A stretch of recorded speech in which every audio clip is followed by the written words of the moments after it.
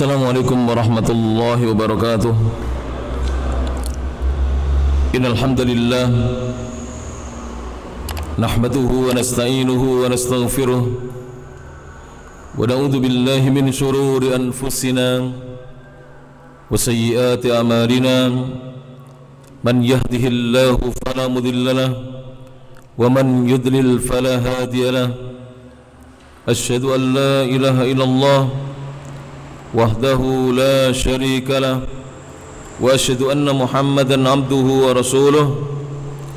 Ya ayyuhalladzina amanu taqullaha haqqa tuqatih wa la tamutunna illa wa antum muslimun.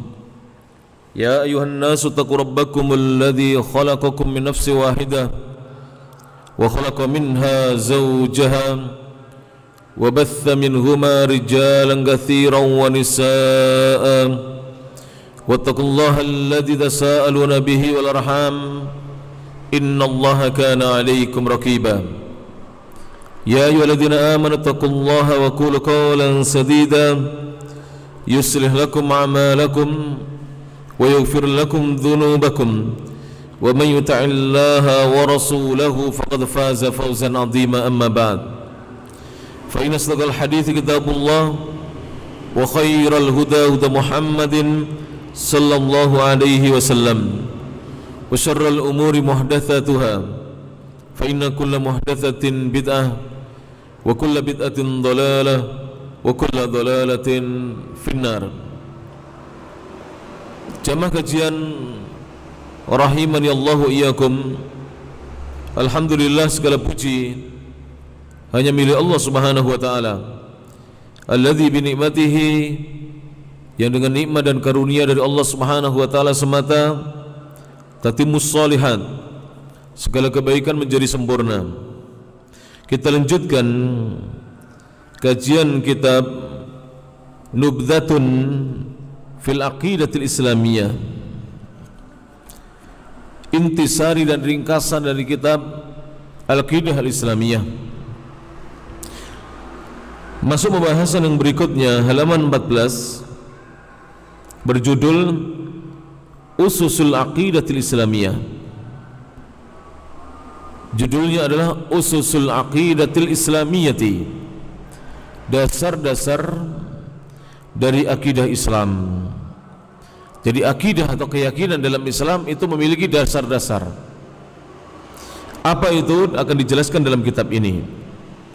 Beliau mengatakan, Ad-Dinul Islami, agama Islam, kama sabaqa, sebagaimana telah berlalu,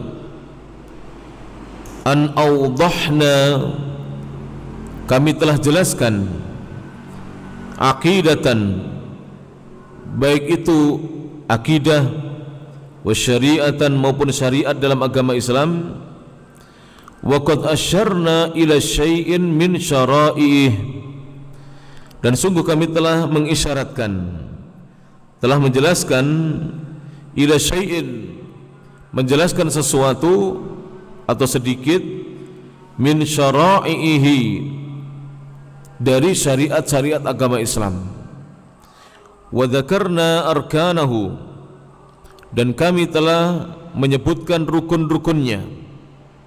Sudah dijelaskan secara ringkas tentang rukun-rukun Islam, allati tu'tabaru asasan, di mana rukun-rukun tersebut dianggap sebagai asasan, dasar atau pondasi, li syara'ihi, bagi syariat Islam. Jadi rukun-rukun Islam itu merupakan asas, dasar, pondasi bagi syariat-syariat Islam. Ammal aqidatul islamiyah, adapun akidah Islam, keyakinan yang wajib diyakini dalam Islam, fa ususuha, maka dasar-dasarnya, pondasi-pondasinya adalah, yang pertama, al-imanu billahi, iman kepada Allah. Yang kedua, wa malaikatihi, dan iman percaya kepada malaikat-malaikatnya, beriman kepada para malaikatnya. Yang ketiga, wa kutubihi, beriman terhadap kitab-kitabnya Allah yang Allah Subhanahu wa taala pernah turunkan. Wa rusulihi, yang keempat beriman kepada para utusannya, rasul-rasul dan nabi-nabinya Allah Subhanahu wa taala. Yang kelima, wal yaumil akhiri, beriman dengan hari akhir. Yang dimaksud di sini dijelaskan oleh para ulama dalam kitab-kitab syarah. Yang dimaksud dengan al yaumul akhir adalah yaumul qiyamah, hari kiamat. Wal qadari, dan beriman dengan takdir, ketentuan dari Allah, khairihi, baik takdir itu berupa takdir yang baik, wa syarrihi, maupun yang buruknya. Jadi wajib kita mengimani ketentuan, ketetapan dari Allah Subhanahu wa taala, takdir yang baik maupun yang buruknya. Wa qad dalla ala hadhil ususi, dan sungguh telah menunjukkan atas pondasi dasar-dasar ini kitabullahi, kitabnya Allah. Jadi dasar pondasi ini telah ditunjukkan oleh kitabnya Allah. Yang kedua, was sunnati rasulihi sallallahu alaihi wasallam, dan sunnah rasulnya sallallahu alaihi wasallam. Sehingga dalil yang menunjukkan atas dasar-dasar dari akidah Islam, yang mana dasarnya ada 6, ini termaktub dalam arkanul iman, rukun-rukun iman. Maka yang menunjukkan adalah kitabullahi, kitabnya Allah, wa sunnatu rasulihi sallallahu alaihi wasallam, dan sunnah rasulnya sallallahu alaihi wasallam. Dan beberapa pertemuan yang lalu, saya sudah tidak ingat lagi apakah 5 bulan yang lalu atau lebih, saya jelaskan di sini bahwa dasar pokok prinsip dari akidah Islam itu adalah arkanul iman as-sittah, rukun-rukun iman yang jumlahnya ada 6. Ini dasarnya akidah. Kemudian akan diperluas pembahasan akidah, membahas tentang syu'abul iman, cabang-cabang dari keimanan, di mana cabang-cabang keimanan ini disebutkan dalam hadis-hadis Nabi sallallahu alaihi wasallam yang sahih. Jumlahnya ada 60 sekian atau 70 sekian cabang. Ketika Rasulullah SAW mengisyaratkan kepada kita, bersabda, al-imanu bid'un wa sittuna syu'batan. Iman itu ada bid'ah. Bid'ah itu para ulama berbeda pendapat. Kebanyakan mereka mengatakan hitungan atau angka antara 3 hingga 9, itu bid'ah. Al-imanu bid'un wasittuna syu'batan. Iman itu ada sekian dan 60 syu'batan cabang. Jadi sekian ini dijelaskan oleh para ulama 3 hingga 9, sehingga iman itu cabangnya ada 63 hingga 69 cabang.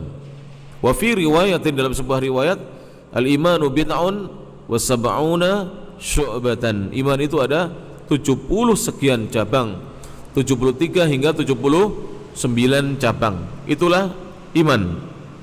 Nah, para jemaah sekalian rahmatullah taala, dari cabang-cabang keimanan itu masih ada dijelaskan di dalam hadis-hadis atau nas-nas yang lainnya, yang menunjukkan bahwa akidah yang harus kita yakini itu banyak. Akidah, keyakinan yang wajib kita yakini itu banyak. Dan dalam pembahasan akidah dikhususkan pembahasan tentang at-tauhid. Dan pembahasan tentang tauhid itu terkait dengan rukun iman yang pertama, yaitu al-imanu billah. Karena membahas 6 poin. Ya, karena membahas 4 poin. Yang pertama adalah al-imanu biwujudillahi, membahas tentang beriman, wajib mengimani tentang keberadaan Allah Subhanahu wa taala, wujudnya Allah Subhanahu wa taala. Yang kedua, al-imanu birububiyatillah, mengimani tentang rububiyahnya Allah, perbuatan-perbuatan yang merupakan kekhususan bagi Allah Subhanahu wa taala. Yang ketiga, al-imanu biuluhiyatillah, beriman dengan uluhiyahnya Allah, sifat-sifat ketuhanannya Allah, di mana semua perbuatan hamba yang itu merupakan peribadatan hanya boleh dipersembahkan untuk Allah Subhanahu wa taala semata. Kemudian Unsur yang keempat, poin yang keempat adalah al-imanu bi asma'illahi wa sifatih, mengimani tentang nama-nama dan sifat-sifat Allah Subhanahu wa taala. Ini pembahasan tauhid ya. Tauhid tidak lepas dari membahas itu. Membahas wujudnya Allah, membahas rububiyahnya Allah, membahas uluhiyahnya Allah, dan membahas nama-nama dan sifat-sifat bagi Allah Subhanahu wa taala. Adapun akidah pembahasannya lebih luas. Membahas rukun iman selain iman kepada Allah dan cabang-cabang keimanan yang banyak sekali. Baik. Kemudian beliau mengatakan, "Fa fi kitabillahi ta'ala," maka di dalam kitab Allah yang Maha Tinggi, yaqulu, Allah berfirman, "Laisal birra an tuwallu wujuhakum qibalal masyriqi wal maghrib, walakinnal birra man amana billahi wal yawmil akhir wal malaikati wal kitabi wan nabiyyin." Allah berfirman, laisal birra, tidaklah dikatakan kebajikan, bukanlah kebajikan itu, an tuwallu wujuhakum, kalian hadapkan wajah-wajah kalian, qibalal masyriqi wal maghrib, ke arah timur dan ke arah barat. Jadi kebajikan itu bukanlah kalian itu menghadapkan wajah-wajah kalian ke arah timur dan barat, walakinnal birra, akan tetapi yang dimaksudkan dengan kebajikan itu adalah man amana billah. Yang dimaksudkan dengan albir adalah siapa yang beriman kepada Allah, wal yaumil akhiri, beriman dengan hari akhir yaitu hari kiamat, wal malaikati, beriman dengan malaikat-malaikat Allah, wal kitabi, beriman dengan kitabnya Allah, wan nabiyyin, dan beriman dengan para nabinya Allah. Surah Al-Baqarah al-ayah as-sabi'atu was-sab'una ba'dal mi'ah, ayat 177. Di ayat ini, di ayat yang ke-177 dari surah Al-Baqarah disebutkan berapa rukun iman para jemaah? 5, walaupun tidak urut. Pertama, al-iman billah, iman kepada Allah. Yang kedua, wal yaumil akhir, hari akhir. Ini kalau dalam hadis disebutkan iman yang ke-6, ke-5. Kemudian wal malaikati, yang ketiga. Ini rukun iman yang kedua kalau dalam hadis. Iman kepada malaikat-malaikat. Wal kitabi, iman kepada kitab. Wan nabiyyin, iman kepada para nabi. Ini ada 5. Mana rukun iman yang lainnya disebutkan dalam ayat yang lain. Tidak disebutkan dalam satu ayat, tapi disebut dalam ayat yang lainnya. Wa yaqulu fil qadari, Allah berfirman tentang takdirnya Allah. Wajibnya kita mengimani takdir. Kata Allah Subhanahu wa taala, inna kulla syai'in khalaqnahu biqadar. Inna, sesungguhnya kami, kata Allah, kulla syai'in, segala sesuatu, khalaqnahu, kami ciptakan segala sesuatu itu biqadar, dengan takdir, dengan ukuran, dengan ketentuan. Ini wajibnya kita mengimani bahwa segala sesuatu ini ada kadarnya, ada takdirnya, ada ukurannya, ada ketentuannya. Kemudian wa ma amruna illa wahidatun kalamhim bil basar. Wa ma amruna, dan tidaklah perkara kami, urusan kami, illa wahidah, kecuali urusan yang satu, kalamhim bil basar, seperti kedipan mata pandangan saja, seperti kedipan pandangan mata. Jadi Allah kalau memerintahkan atau menghendaki sesuatu, itu seperti manusia mengedipkan pandangan matanya, cepat sekali diciptakan oleh Allah Subhanahu wa ta'ala. Surah Al-Qamar disebutkan dalam surat Al-Qamar al-ayah at-tasi'atu wal arba'un wal khamsun, ayat yang ke-49 dan yang ke-50. Wa fi sunnati Rasulillah, dan di dalam sunnah Rasulullah sallallahu alaihi wasallam, yaqulun nabiyyu sallallahu alaihi wasallam, Nabi sallallahu alaihi wasallam bersabda, mujiban li Jibril, beliau menjawab pertanyaannya Jibril alaihissalam, hina sa'alahu 'anil iman, ketika Jibril bertanya kepada beliau tentang iman. Dijawab oleh Nabi, al-imanu, iman itu an tu'mina billahi, kamu beriman kepada Allah, wa malaikatihi, dan kamu beriman kepada malaikat-malaikatnya, wa kutubihi, dan kamu beriman dengan kitab-kitabnya, wa rusulihi, dan kamu beriman dengan rasul-rasulnya, wal yaumil akhiri, dan kamu beriman dengan hari akhir, wa tu'mina, dan kamu beriman bil qadari, dengan takdir ketentuan Allah, khairihi wa syarrihi, yang baik maupun yang buruknya. Dan hadisnya diriwayatkan oleh Imam Muslim, ada di footnote di Al-Hamis catatan kaki yang pertama, rawahu Muslimun, diriwayatkan oleh Imam Muslim dalam Kitabul Iman, Kitab Al-Iman, babu bayanil imani wal islami wal ihsan, bab tentang penjelasan iman, Islam dan ihsan. Raqmu 93 hadis nomor 93. Jadi hadis ini nomor 93 ada dalam kitab Sahih Muslim. Alhamdulillah kita sangat sering mendengar hadis ini, dan bagi orang-orang yang beriman hadis ini menjadi tajdid, pembaharu bagi imannya. Karena Rasulullah SAW senantiasa menyampaikan kepada para sahabatnya, dan beliau pernah bersabda kepada para sahabat, jaddidu imanakum, perbaharui keimanan kalian. Kadang-kadang iman kita ini bahasa sekarang perlu direfresh ya, diperbaharui lagi. Ketika kita terkadang kurang menjalankan ketaatan, atau sebagian dari kaum muslimin terjatuh kepada perbuatan-perbuatan maksiat, di dalam perbuatan-perbuatan maksiat, maka imannya berkurang, imannya kadarnya turun, maka perlu untuk diperbaharui dengan kita mendengar hadis-hadis Nabi sallallahu alaihi wasallam. Baik, para jemaah yang rahmati Allah Subhanahu wa taala, ini tadi pembahasan tentang dasar-dasar akidah Islam, dan sudah pernah saya jelaskan, saya ulangi kembali sedikit. Jadi akidah Islam ini lingkaran besarnya, di mana dasarnya, prinsipnya adalah rukun iman yang 6. Di dalam lingkaran besar ini ada pembahasan tentang rukun iman yang pertama, iman kepada Allah. Inilah pembahasan tauhid. Jadi tauhid itu adalah salah satu unsur pembahasan dalam akidah Islam. Jelas? Dan tauhid ini yang paling penting. Kalau seorang tauhidnya bagus, dia paham tauhid dengan benar, maka iman-iman kepada yang lainnya, baik kepada rukun iman yang 5 yang lainnya maupun kepada cabang-cabang keimanan akan mudah. Tapi seorang yang rukun imannya kepada Allah belum bagus, atau mungkin dia belum paham, maka akan susah baginya untuk mengimani rukun-rukun iman yang lainnya maupun cabang-cabang keimanan yang lainnya. Demikian para jemaah. Kenapa sebagian orang yang berdagang masih suka berdusta? Karena rukun imannya yang pertama masih rusak, belum bagus. Kalau sudah bagus, dia akan jujur berdagang. Kenapa sebagian dari kita kalau berhutang itu menghindar dari yang menghutanginya? Jika dia tidak punya uang, dia tidak datang kepada yang menghutanginya meminta maaf bahwa dia terlambat membayar hutangnya. Kenapa? Iman kepada Allahnya lemah. Kalau iman kepada Allahnya kuat, maka keimanan kepada yang lain dia akan menjadi kuat. Baik, kita lanjutkan pembahasan berikutnya.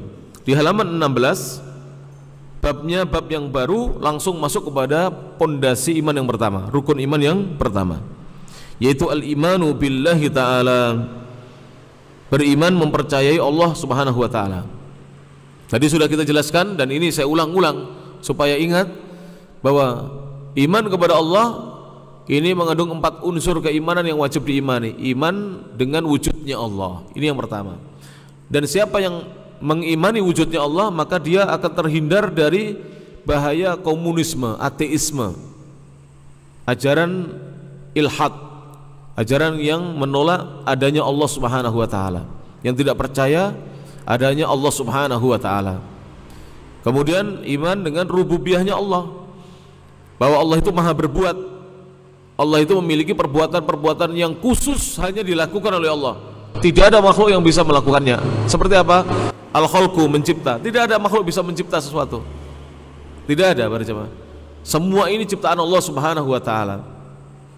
Kemudian ar-razqu, memberi rezeki. Jangan keliru ya. Allah itu memiliki perbuatan atau sifat ar-razqu, bukan ar-rizqu. Ar-rizqu itu bendanya yang kita terima. Ar-razqu itu sifatnya Allah, di mana Allah itu memberi rezeki. Allah itu memberikan karunia rezeki. Semua dijamin rezekinya oleh siapa? Allah Subhanahu wa ta'ala. Jadi semua dijamin rezekinya oleh Allah Subhanahu wa taala. Kemudian tentang uluhiyahnya Allah, bahwa ibadah itu semuanya yang berhak disembah hanya Allah Subhanahu wa taala. Tidak boleh kita mempersembahkan salah satu bentuk ibadah, macam ibadah kepada selain Allah. Apakah itu doa, berdoa, tidak boleh kita berdoa meminta kepada selain Allah. Apakah itu as-shalah, salat, mendirikan salat, syukran. Apakah itu as-shiyam, berpuasa, itu semuanya harus untuk Allah Subhanahu wa taala. Kita tujukan ibadah kita hanya untuk Allah Subhanahu wa taala. Kemudian tentang al-asma wa sifat, nama-nama dari sifat-sifat Allah. Baik. Kemudian di sini beliau Syekh Muhammad bin Shalih Al-Utsaimin rahimahullah taala, beliau menyatakan dalam kitabnya Nubdatun fil Aqidatil Islamiyah, intisari dari akidah Islam, fa ammal imanu billahi, adapun iman kepada Allah, fayatadammanu, maka mengandung arba'ata umurin, 4 perkara. Jadi iman kepada Allah Subhanahu wa taala mengandung 4 perkara. Al-amrul awwalu, perkara yang pertama, al-imanu biwujudillahi ta'ala, mengimani wujudnya Allah Subhanahu wa taala. Jadi perkara yang pertama adalah iman dengan wujudnya Allah Subhanahu wa taala. Wa qad dalla ala wujudihi ta'ala, dan sungguh dalla telah menunjukkan ala wujudihi, atas wujudnya Allah taala yang maha tinggi. Yang pertama adalah al-fitratu, fitrahnya manusia. Jadi dalil yang menunjukkan atas wujud keberadaan Allah Subhanahu wa taala, yang pertama dalilnya apa? Fitrahnya manusia. Yang kedua wal aqlu, akal.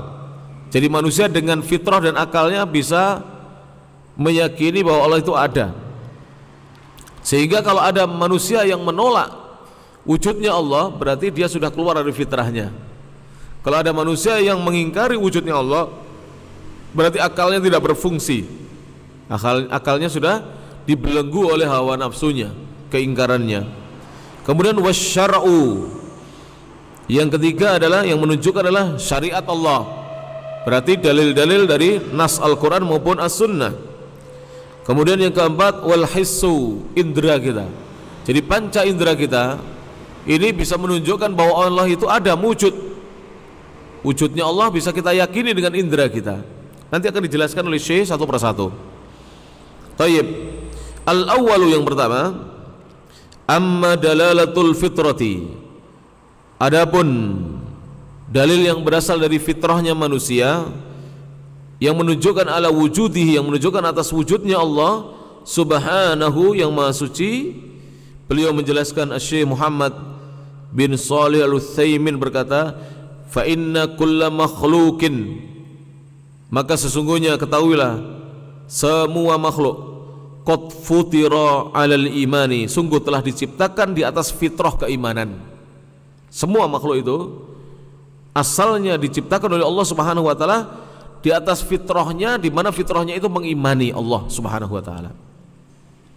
Bi khaliqihi, fitrah iman kepada penciptanya, bahwa dia itu tidak muncul begitu saja di bumi ini, tapi dia ini ketika terlahirkan di muka bumi ini ada yang menciptakannya. Itu manusia secara fitrah mengakui para jemaah. Min ghairi sabqi tafkirin, dengan tanpa didahului berpikir lebih dahulu. Jadi tanpa berpikir manusia itu sudah yakin bahwasanya dia hidup di dunia ini ada yang menciptakannya, ada yang menciptakan dirinya. Au ta'limin, dan tanpa didahului belajar atau adanya pengajaran, tanpa taklim lebih dahulu, tanpa harus belajar dan mengajar. Wala yansarifu, dan tidaklah seseorang itu berpaling an muqtadha, dari konsekuensi hadhil fitrati, fitrah ini, illa kecuali. Jadi tidaklah manusia itu berpaling dari konsekuensi fitrah ini kecuali man tara'a ala qalbihi, siapa saja yang datang masuk di dalam hatinya ma yasrifuhu anha, sesuatu yang memalingkan dirinya dari fitrahnya. Jadi pada asalnya manusia itu di atas fitrah apa? Iman kepada Allah. Iman bahwa Allah itu mewujud, ada. Iman dengan wujudnya Allah Subhanahu wa taala. Kapan manusia itu kehilangan fitrahnya? Ya, ketika dia berpaling dari konsekuensi keharusan yang harusnya fitrahnya itu meyakini. Dan itu tidak akan terjadi. Seorang itu tidak akan menjauh atau pergi dari fitrahnya, berpaling dari fitrahnya, kecuali jika datang masuk dalam hatinya sesuatu yang memalingkan hati orang ini dari fitrahnya, yang memalingkan hati orang ini dari fitrahnya. Mana dalilnya? Liqaulin Nabi sallallahu alaihi wasallam. Berdasarkan sabda Nabi sallallahu alaihi wasallam. Sebelum saya bacakan hadisnya, jadi ajaran-ajaran sesat itu biasanya kita akan didoktrin, didogma, bahasa lainnya dicekoki dengan sesuatu yang bisa menjauhkan kita dari fitrah, begitu. Tapi bagi orang yang fitrahnya masih bersih, dia akan bisa menolak dogma tersebut jika memang belum ikut ajaran sesat itu. Contoh ya, ajaran sesat Al-Mu'tazilah, yang mana mereka tidak mau menerima sebuah hadis yang hadis itu terkait dengan akidah Islam, keyakinan dalam Islam, jika hadisnya hadis ahad, hadisnya tidak diriwayatkan oleh para sahabat, para perawi dengan jalan mutawatir, periwayatan yang mutawatir. Ini paham para jemaah?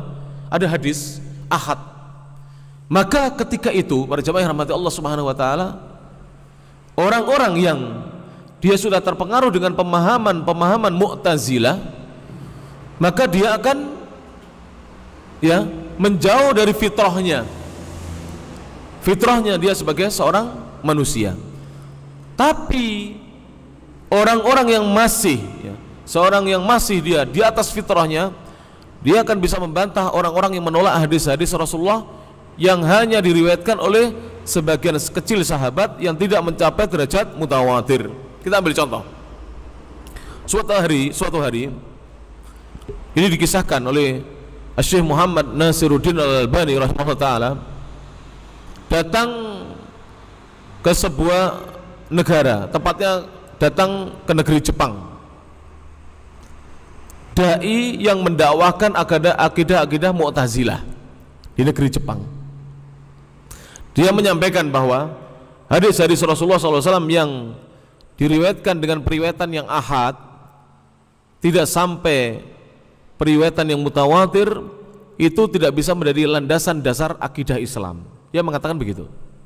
Sudah dia sampaikan, dia berbicara ke sana kemari. Salah satu orang Jepang, walaupun dia tidak beragama Islam, ini maunya didakwai begitu.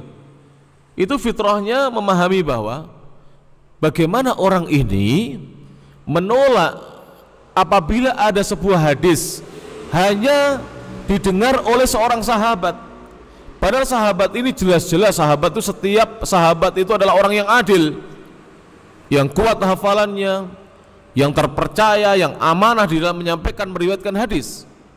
Tabi'in pun demikian, diteliti mana hadis-hadis yang memang betul-betul diriwayatkan oleh orang-orang yang terpercaya, yang kuat hafalannya. Bagaimana dia menolak orang-orang yang demikian ini, ahli hadis, kemudian saya disuruh menerima dia. Ini kalau belum paham saya fahamkan. Saya disuruh menerima dia, di mana dia menyampaikan agama ini seorang diri, sedangkan saya tidak tahu kualitas dia. Apakah dia orang yang kuat hafalannya, apakah dia orang yang terpercaya. Saya menolak orang yang terpercaya, kemudian saya disuruh menerima orang yang tidak jelas keadaan dirinya. Paham ini para jemaah? Karena orang-orang Mu'tazilah itu, dia kalau berdakwah seperti saya begini, seorang diri, kemudian jamaah ini suruh menerima. Padahal keyakinan dia kalau ada hadis diriwayatkan oleh satu orang sahabat tidak diterima. Satu orang sahabat ditolak oleh dia, kita disuruh mengimani dia satu orang. Bagaimana? Akal tidak bisa menerima berjamaah. Fitrahnya manusia akan menolak. Kenapa? Karena fitrah yang masih sehat akan mudah menerima kebenaran dan akan dia menolak segala kebatilan. Para jemaah yang rahmati Allah Subhanahu wa taala. Oleh karena itu, kesesatan-kesesatan yang ada apabila difahami dengan fitrah, itu sudah cukup. Fitrahnya akan membawa dia kepada kebaikan dan akan menolak segala kesesatan. Para jemaah yang rahmati Allah Subhanahu wa taala. Maka dengarkan hadis Nabi sallallahu alaihi wasallam ini. liqaulin Nabi sallallahu alaihi wasallam. Berdasarkan sabda Nabi sallallahu alaihi wasallam, Nabi mengatakan, "Ma min mauludin." Tidaklah ada yang dilahirkan. Tidaklah ada bayi yang dilahirkan illa melainkan wa yuladu, pastilah dia dilahirkan alal fitrah, di atas fitrah. Fitrah di sini jangan diartikan suci. Kebanyakan ini orang-orang yang membaca kitab mengartikan suci, salah. Fitrah di sini adalah di atas Islam dan tauhid, di atas keimanan yang kepada Allah Subhanahu wa taala. Bukan diartikan suci, ya, keliru. Jadi ada yang mengartikan bayi itu lahir seperti kertas yang putih bersih, keliru. Ini nanti dia sama dengan mengatakan orang itu tidak dilahirkan di atas fitrah Islam. Itu kelirunya di situ. Paham tidak berjamaah? Sekarang begini, kalau bayi itu di atas putih bersih, maka hadis ini wajib kita tolak. Kalau berdasarkan penerjemahan yang seperti itu. Tapi kalau diterjemahkan di atas fitrah Islam, fitrah berislam, fitrah beriman, fitrah bertauhid, inilah yang benar. Dengarkan nanti kelanjutan hadisnya. Jadi kelanjutan hadisnya itu membantah orang yang mengartikan atau menerjemah di atas fitrah, maksudnya bersih, tidak memiliki apa-apa. Seperti, wah, bayi ini lahir, dia tidak memiliki fitrah iman, jadi tidak ada apa-apanya dalam dirinya. Padahal tidak, dia di atas fitrah keimanannya. Dengarkan hadisnya. Fa'abawahu, maka kedua orang tuanya lah, ayah ibunya lah, yuhawwidanihi, yang menjadikan bayi itu menjadi Yahudi, au yunassiranihi, atau menjadikan keduanya menjadikan bayi ini menjadi Nasrani, au yumajjisanih, atau menjadikan bayi itu menjadi Majusi. Dengarkan apa yang tidak ada di sini. Atau menjadikan bayi itu menjadi Islam. Kenapa? Karena sudah Muslim. Iya, disebut Yahudi, disebut Nasrani. Keduanya yang menjadikannya sebagai Yahudi, keduanya menjadikannya sebagai Nasrani, keduanya yang menjadikannya sebagai Majusi. Tidak ada di sini dikatakan dan kedua orang tuanya yang menjadikannya sebagai Muslim. Tidak ada. Au yuslimanihi, tidak ada. Kenapa? Karena bayi itu lahir dalam keadaan Muslim. Maka bayinya orang kafir, baik itu orang Yahudi, Nasrani, Majusi dan yang lainnya, kaum musyrikun, jika meninggal dalam keadaan masih bayi seperti itu, dia di atas fitrah keimanannya, tidak di atas agama ayah ibunya. Jelas ini? Dari sini fitrah di sini jangan diartikan suci atau bersih seperti kertas putih, tidak. Tetapi bayi itu dilahirkan di atas fitrah keimanannya kepada Allah Subhanahu wa taala. Silakan dibaca syarah hadisnya, nanti akan ketemu di sana. Di sini tidak dijelaskan, tapi dijelaskan oleh para ulama di atas fitrah tauhid, fitrah Islam, fitrah iman, semua. Asal belum terkena pengaruh dari luar itu tadi. Jadi belum ada yang masuk ke dalam hatinya. Tapi kalau sudah ada doktrin, ada dicekokin dengan hal-hal yang tidak benar, maka terkadang demikian. Contoh ya, anak-anak itu fitrahnya itu tidak mau mencuri dia. Tapi kalau bergaul dengan orang-orang yang suka mencuri, dia bisa tertular. Fitrahnya anak demikian, para jemaah yang rahmati Allah Subhanahu wa taala. Fitrahnya anak adalah berbakti kepada orang tuanya. Tapi ketika dia terkena pengaruh dari luar, pengaruh dari bi'ahnya, lingkungannya, maka akan berubah fitrahnya anak menjadi tidak baik. Baik, rawahu Al-Bukhari. Hadis ini diriwayatkan Imam Al-Bukhari, hadis nomor 1319. Kemudian yang kedua, para jemaah, ats-tsani, yang kedua, wa amma dalalatul aqli, adapun dalil penunjukan berdasarkan akal, ala wujudillah, atas wujudnya Allah Subhanahu wa taala,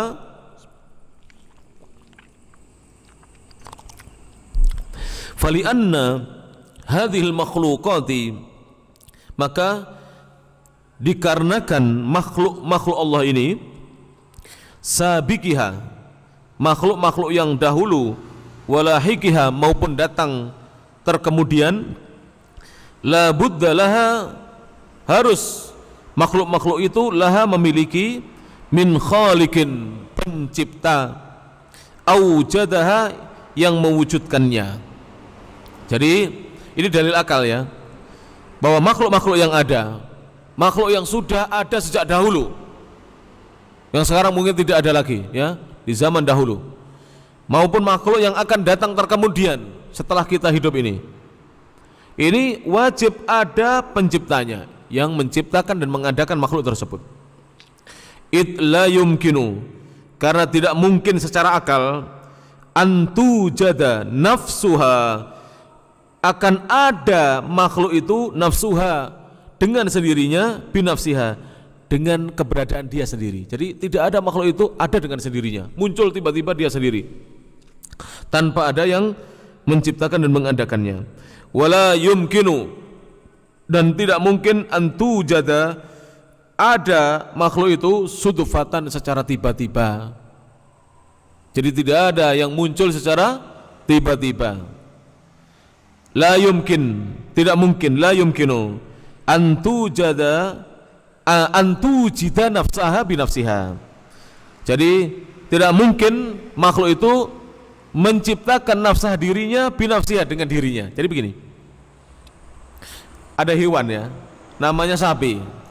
Sapi ini tidak mungkin ada dengan sendirinya, tiba-tiba muncul, atau dia menciptakan dirinya sendiri. Ini bahasa agak susah, tapi insya Allah bisa difahami. Sapi, misalnya di depan saya ada sapi. Sapi ini tidak mungkin muncul dengan sendirinya, atau tidak mungkin dia menciptakan dirinya dia sendiri. Itu maksudnya Syekh di sini. Tidak mungkin dia menciptakan dirinya sendiri. Pasti sapi ini ada karena ada yang menciptakan sapi tersebut, yaitu Allah Subhanahu wa taala. Nanti akan dijelaskan. Li'anna syai'a, karena sesungguhnya sesuatu itu la yakhluqu, tidak bisa menciptakan nafsahu, dirinya sendiri. Air ini tidak bisa menciptakan dirinya sendiri. Li'annahu qabla wujudihi, karena dia sebelum adanya, sebelum wujudnya, sebelum dia ada, ma'dumun, ada sesuatu yang tidak ada. Jadi sapi misalnya ya, pedet lahir, keluar dari induknya, sebelum dia ada, dia kan tidak ada. Kalau dia menciptakan dirinya sendiri, ya, tidak mungkin. Kenapa? Bagaimana sesuatu yang tidak ada menciptakan sesuatu yang akan ada? Tidak mungkin demikian. Sesuatu yang tidak ada, karena pencipta itu pasti ada sebelum makhluk yang diciptakannya. Pencipta itu harus ada lebih dahulu dibandingkan yang diciptakannya. Ini yang dimaksudkan oleh Syekh. Fa kaifa yakunu khaliqan, maka bagaimana makhluk yang asalnya tidak ada menjadi pencipta? Bagaimana makhluk yang asalnya tidak ada menjadi pencipta? Misalnya manusia. Siapa yang menciptakan? Allah Subhanahu wa taala. Bukan ayah saya, bukan ibu saya. Kenapa? Kalau dikatakan ibu saya yang menciptakan, sekarang ditanya sebelum dia lahir siapa yang menciptakan dirinya sendiri? Sebelum ibu saya lahir siapa yang menciptakan dia? Maka ketika dikejar orang-orang yang dia mengagungkan akal, mendahulukan akal, dikejar dengan dalil akal, dia pun tidak akan bisa menjawab. Ini pelajaran bagi kita ini ya. Syekh menyebutkan di sini pembahasan yang demikian ini sebenarnya pembahasan yang agak tinggi sedikit. Ini kalau di pelajaran di Saudi ini yang saya tahu ini di kelas Madrasah Tsanawiyah SMA. Di Saudi itu kalau SMA namanya Tsanawiyah. Kalau SMP Mutawassithah. Kalau di sini MTS ya. Tsanawiyah itu MTS SMP. Kalau di sana Tsanawiyah itu SMA. Jadi kalau di SMA di Saudi ini hal-hal seperti ini disebutkan. Tapi ketika di pelajaran masih Mutawassithah setingkat SMP, apalagi Madrasah Ibtidaiyah, belum diajarkan seperti ini. Disebutkan dalil-dalilnya saja dari Quran dan Sunnah, karena anak SD belum bisa memahami seperti ini. Sesuatu yang tidak ada tidak bisa menciptakan dirinya sendiri, karena tidak mungkin sesuatu yang tidak ada mengadakan sesuatu yang bakal ada. Tidak mungkin demikian. Jelas ini para jamaah yang rahmati Allah Subhanahu wa taala. 6. Wala yumkinu, dan tidak mungkin antu jada makhluk-makhluk itu ada sudfatan, secara tiba-tiba. Lianna kulla hadithin, karena setiap yang ada, setiap yang baru, la budda lahu, tidak boleh tidak, dia harus memiliki min muhdithin, yang mengadakannya. Jadi sesuatu yang ada baru muncul itu wajib ada yang mengadakannya, yang membuatnya ada. Wali anna wujudaha, karena sungguhnya keberadaan makhluk tersebut, makhluknya Allah, ala hadzal nizamil badi'i, di atas aturan yang sangat mengagumkan ini, wat tanasukil muta'alifi, dan di atas kesesuaian, keselarasan yang betul-betul mencakup ini, wartibatil multahimi, dan di atas keterkaitan yang bersambung ini, bainal asbabi wa musabbabatiha, antara sebab-sebab dan akibat-akibat. Jadi sebab akibat itu saling terkait. Seperti ini misalnya, air minum ini pasti ada pabrik yang mengemasnya, jelas.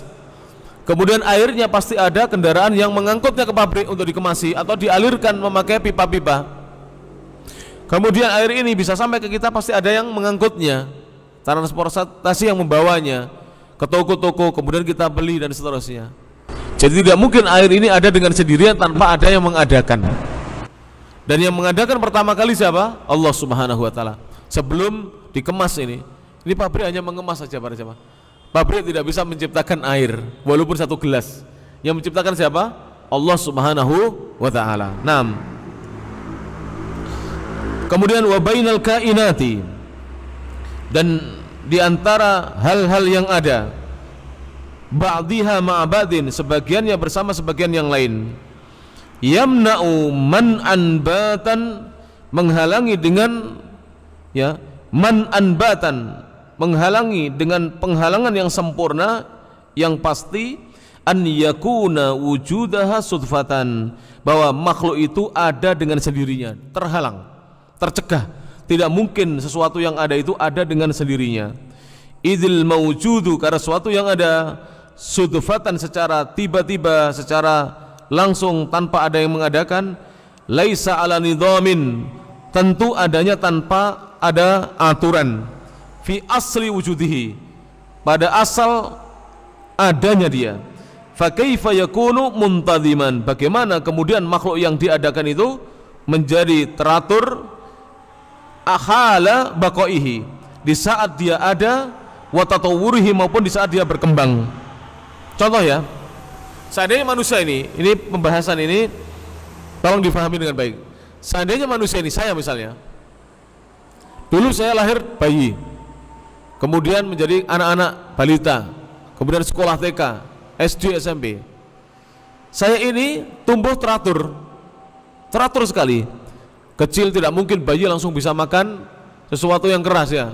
Makan nasi belum bisa bayi, hanya minum ASI.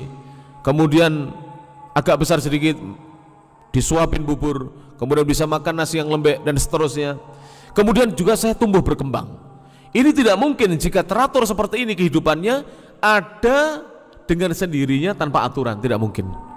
Jadi Syekh ini berdalilkan dengan dalil akal bahwa sesuatu yang asalnya tidak teratur pasti nantinya tidak teratur. Kalau sesuatu yang kejadiannya teratur sampai perkembangannya teratur pasti diciptakan dengan aturan. Itulah Allah Subhanahu wa taala yang mengadakannya. Wa idza lam yumkin, apabila tidak memungkinkan, antujida, makhluk-makhluk ini mengadakan hadhil makhluqatu, makhluk-makhluk ini mengadakan nafsaha, dirinya sendiri, binafsiha, dengan dirinya, wa an la tujada sudfatan, dan dia tidak akan ada dengan sendirinya secara tiba-tiba, ta'ayyana, maka menjadi jelas dan tertentu, an yakuna laha mujidun, bahwa dia memiliki zat yang mengadakan. Siapa yang mengadakan? Wa huwallahu rabbul alamin, yaitu Allah Rabb alam semesta. Jadi makhluk-makhluk ini tidak bisa mengadakan dirinya sendiri, tidak bisa menciptakan dirinya sendiri, dan tidak ada dengan sendirinya, tidak muncul dengan sendirinya. Maka jika demikian menjadi jelas bahwa makhluk-makhluk ini menjadi ada disebabkan ada yang mengadakan atau menciptakan. Siapa yang mengadakan dan menciptakan? Dialah Allah Subhanahu wa taala. Kemudian beliau berkata, kita lanjutkan. Wa qad dzakarallahu taala, dan Allah sungguh telah menyebutkan hadzal dalil al-aqliyah, dalil akli ini, wal burhan al-qat'iyah, dan hujah argumen yang pasti ini, fi surat At-Tur, dalam surah At-Tur. Jadi kalau ingin melihat dalil akli ini dan juga hujah argumen yang pasti ini, argumen yang memutuskan ini, maka bacalah surat At-Tur. Haitsu qala, di mana Allah berfirman, am khuliqu min ghairi syai'in, apakah mereka diciptakan dari sesuatu, min ghairi syai'in, dari suatu yang tidak ada, am humul khaliqun, ataukah mereka yang menciptakan diri mereka sendiri. Jadi mereka itu diciptakan dari sesuatu yang asalnya tidak ada, atau mereka menciptakan dirinya sendiri. Yang benar yang mana? Mereka diciptakan dari sesuatu yang asalnya tidak ada oleh Allah yang Maha Mencipta. Karena tidak mungkin makhluk itu menciptakan dirinya sendiri. Jika tidak mungkin menciptakan dirinya sendiri, maka tidak mungkin menciptakan yang lainnya. Mau menciptakan dirinya sendiri saja tidak bisa, apalagi menciptakan yang lainnya. Baik. Surah At-Tur ayat Al-Khamisatu wa Thalathun. Yakni maksudnya annahum, sesungguhnya mereka, lam yukhlaqu, tidaklah diciptakan, min ghairi khaliqin, dengan tanpa adanya pencipta. Walahum alladzi khalaqu anfusahum, dan tidak pula mereka yang menciptakan diri-diri mereka sendiri. Fata'ayyana, maka menjadi jelas, an yakuna khaliquhum, bahwa yang menjadi pencipta mereka wallahu tabaraka wa ta'ala, dialah Allah yang maha suci dan maha tinggi. Walihada, oleh karena itulah lamma sami'a Jubair bin Mut'imin, ketika Jubair bin Mut'im, seorang sahabat Rasulullah SAW, mendengar radhiyallahu anhu, Rasulullah SAW mendengar Rasulnya SAW yaqra'u surat At-Tur, Nabi membaca surat At-Tur, fabalagha hadhil ayati, kemudian Nabi sampai membaca ayat-ayat ini, ayat-ayat tersebut, yaitu ayat yang berbunyi am khuliqu min ghairi syai'in, apakah mereka diciptakan oleh selain pencipta, am humul khaliqun, ataukah mereka yang menciptakan diri mereka sendiri, am khalaqus samawati wal ard, ataukah mereka bisa menciptakan langit dan bumi, bal la yuqinun, tentulah mereka tidak meyakini hal itu. Am indahum khazainu rabbika, ataukah mereka memiliki perbendaharaan Rabbmu, am humul musaitirun, ataukah mereka menguasainya.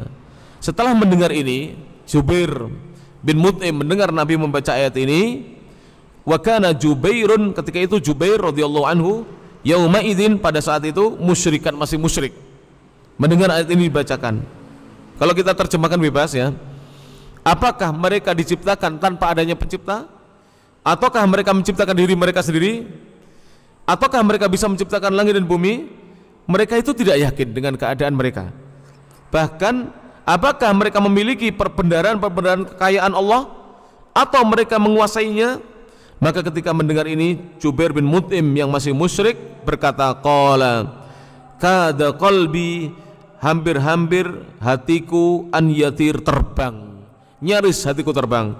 Wadzalika awwalu ma waqara al-imanu fi qalbi, dan hal itu, ayat ini menjadi awwalu, hal yang pertama dari ma waqara al-imanu, iman itu mulai menetap, fi qalbi, di dalam hatiku.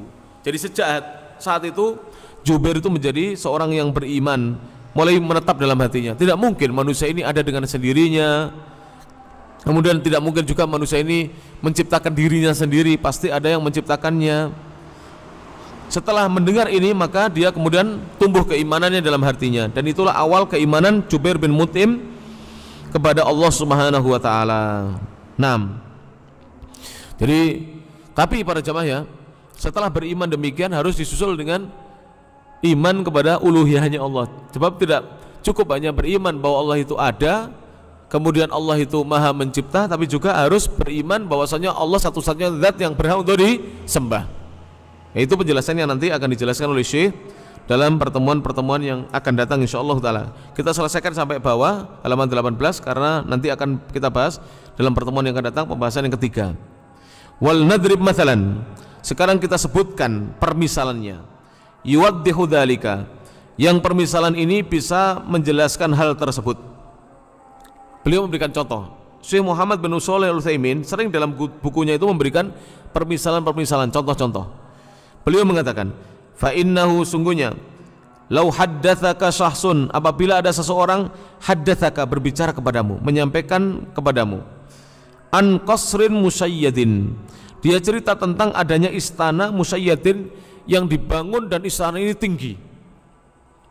Istana Megah dibangun dan tinggi.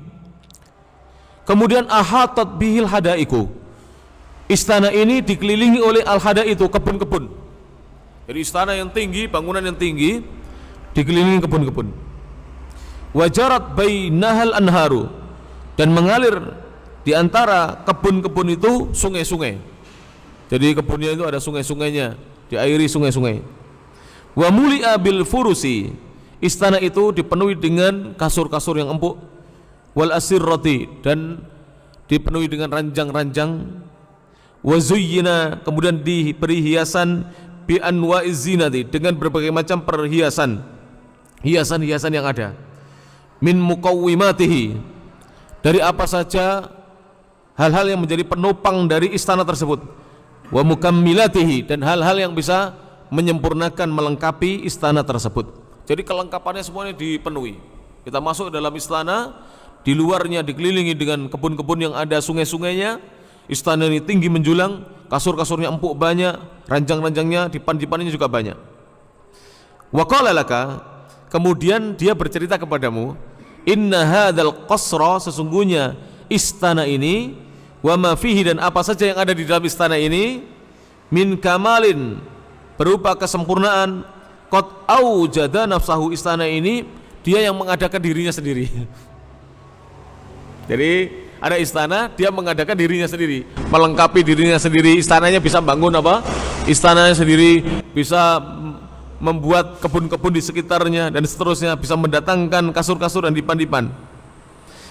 Atau wujidah hakada, dia ada demikian ini sudufatan, secara tiba-tiba muncul istana.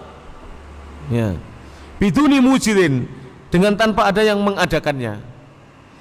La badarta ila inkari dzalika, tentu kalau kamu mendengar seperti itu, kamu akan bersegera untuk mengingkari hal itu. Wah, tidak mungkin, mesti ada tukangnya, ada arsiteknya, ada yang membangun, ada petani atau pekebun yang mengerjakan kebunnya, pasti ada demikian. Watakdzikbi, dan mendustakannya. Wa adatta hadithahu safahan minal qaul, dan kamu akan menganggap pembicaraan orang itu adalah ucapan orang yang bodoh, ucapan yang di dalamnya berisi kebodohan. Afaya juzu ba'da dzalika, apakah diperbolehkan setelah itu, an yakuna hadzal qaunul wasi'u, alam semesta yang luas ini, bi ardihi, dengan buminya, wa samaihi, dengan langitnya, wa aflakihi, dengan garis-garis edarnya, orbit-orbitnya, wa ahwalihi, dengan keadaan-keadaannya, wa nidhamihil badi'il bahiri, dengan aturannya yang mengagumkan dan yang menakjubkan. Qad aujada nafsahu, apa mungkin alam ini telah mengadakan dirinya sendiri. Au wujida sudfatan, atau ada dengan sendirinya, biduni mujid, tanpa ada yang menciptakan. Tidak mungkin, alam semesta ini pasti ada yang menciptakan. Jika istana saja kita tidak percaya ada dengan sendirinya, atau dia menciptakan dirinya sendiri, bagaimana dengan alam semesta ini? Jadi sudah paham ini, insyaallah contoh terakhir ini lebih memahamkan kita bahwa sesuatu tidak mungkin ada dengan sendirinya. Ya, HP ini misalnya, HP saya, HP-nya panjenengan, tidak mungkin ada dengan sendirinya. Jadi misalnya ada orang baru beli HP, oh ini HP ini tiba-tiba muncul di sini, ada sendiri, nggak ada yang menciptakan kok, nggak ada pabriknya menciptakan, pokoknya ada muncul tiba-tiba. Pasti orang yang mengatakan demikian dikatakan orang yang bodoh, bahkan gila. Ya, pasti ada yang membuatnya, ada yang membuatnya, merakitnya. Tidak ada sesuatu yang tidak ada yang menciptakannya. Demikian, wallahu a'lam bishawab. Ini yang bisa disampaikan dalam kesempatan singkat ini. Mudah-mudahan bermanfaat. Insyaallah akan kita lanjutkan dalam pertemuan-pertemuan yang akan datang. Subhanakallahumma bihamdik, asyhadu an la ilaha illa anta, astaghfiruka wa atubu ilaik. Wa akhiru da'wana alhamdulillahi rabbil alamin. Assalamualaikum warahmatullahi wabarakatuh.